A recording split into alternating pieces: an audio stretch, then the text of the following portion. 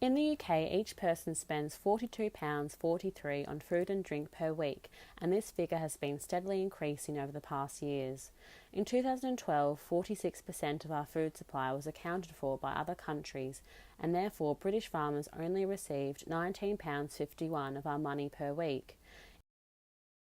In comparison, France imports a mere 9.8% of its food, and Germany leads the way importing just 8% of its food. The most important foods are meat, cereals, some fruits and vegetables, such as green beans and strawberries, the trade deficit being approximately £8 billion. The vast majority of our food comes from the rest of the EU, such as potatoes, tomatoes, onions and cauliflower. 33% of these come from Spain, which is followed by Holland 28% and France 10%. Food miles are the distance food travels from production to consumption. Long-distance food transportation emits CO2, which negatively impacts the environment. There are two types of food miles from importing foods from abroad and food miles within the UK. Food from British sources also accumulate food miles by transporting produce up and down the country to be processed and packaged, and then placed in supermarkets for customers to reach. Customers then drive to supermarkets to buy their groceries, further increasing food miles. We want to address both of these issues by encouraging people to buy their groceries from local farmers on a seasonal basis rather than buying from supermarkets. People will be eating fresher food, helping local businesses and reducing food miles.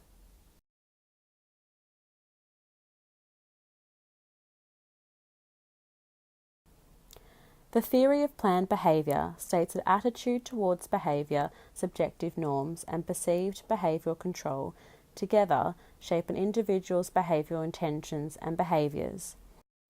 This model proposes that attitudes alone can't predict behaviour, and factors such as social norms and perceived behavioural control determine if behavioural intention is translated into actual behaviour. There is a widely cited attitude-behaviour gap in the consumption of locally sourced foods. It is generally observed that people hold a positive attitude towards buying local farmers' produce, but this doesn't necessarily mean that consumers do buy from them.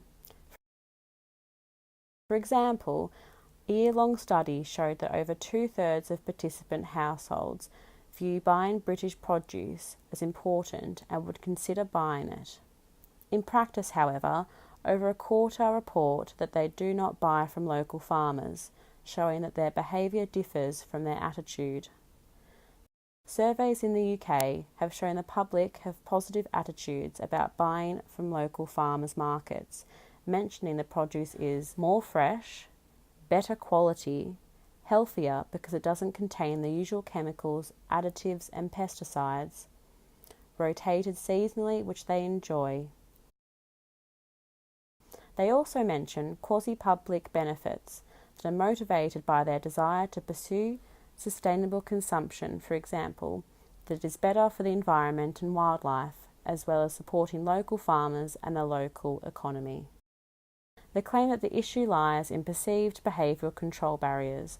Shopping in supermarkets is more accessible with many more of them, and with longer opening times compared to farmers' markets, which are often far away and inconvenient. People have little knowledge of local seasonal food and how to cook with them.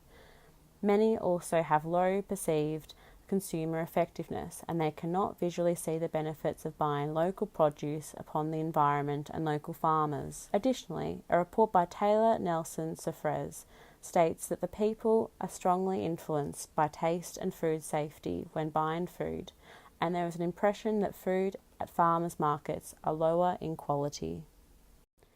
Our service is an upstream intervention that aims to bridge the attitude-behaviour gap in the consumption of locally sourced foods by addressing issues of perceived behavioural control. We propose a website and application which can deliver fresh, local ingredients for customers.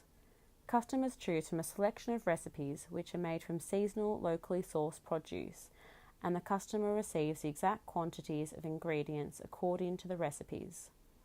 produce will be delivered using a low carbon emitting LPG van. To increase the perceived consumer effectiveness, consumers will be provided with messages when they place an order highlighting how their order has helped the environment and the name and profile of the farmer that provided the produce. There will also be a product rating system which allows customers to give feedback on ingredients and recipes, as well as share their own experience to provide quality assurance. In order to keep seasonality, the recipes will change on a seasonal basis. The recipes will be designed by top British chefs such as Gordon Ramsay to promote the service as well as to showcase excellent recipes to draw customers. Through this service, we aim to address issues of perceived behavioural control in 3 ways. Firstly, the app and website increases the accessibility of seasonal, local produce by delivering produce to customers' doors rather than having to travel to a farmer's market. Secondly, it addresses lack of knowledge about how to cook local seasonal produce through easy-to-follow recipes. Thirdly, it increases perceived consumer effectiveness.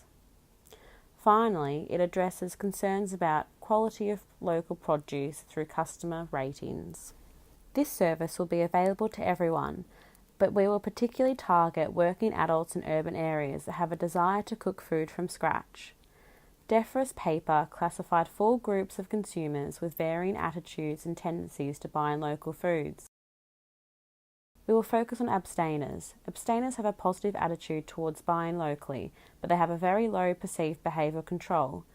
They are aware of the barriers to buying previously discussed, but they perceive these barriers too difficult to overcome, so therefore they do not buy local produce. Importantly, Defra's paper identified that the abstainers segment typically live in urban-dominated regions and are working people aged between 18 to 44 years. Since we are targeting the urban population, we will start selling our product and set up necessary connections in a single city, Manchester, and expand our business elsewhere after this initial launch. The population of Manchester is 541,263.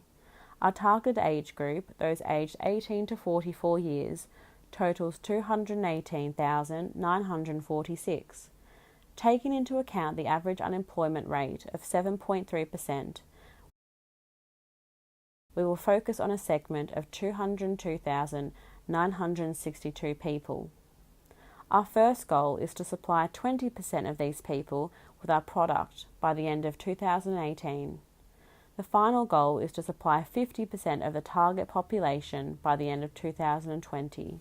We can measure actual purchase behaviour by tracking our orders to measure the effectiveness of our intervention.